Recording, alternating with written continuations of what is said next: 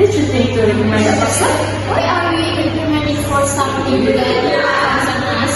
Yes, it's not of our business, but what if the environment or this world will be damaged if we keep letting people like this? Never mind, I will recommend that person. Hey, isn't this the trains? No, in which order? Not really. Are you here? Are you with us? Can you dispose of the trash properly? Huh?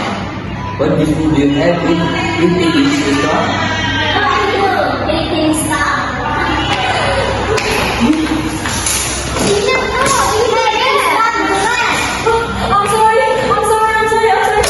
Oh no, I have to be there for you to the police. You're not a man. I was an ex at you. I'm so sorry. Please forgive my friend. But such manners, he just want to realize that littering is bad and brings with it a lot of negative impact. Train trust has negative impact? Oh, of course. The negative impact of it is that it causes the environment to become causing floods and various diseases and so forth. Oh, I'm Jewish. Yes, makes sense. Oh. Well, go, let's go. Kemudian let's go a while. Yes, where's the transcript?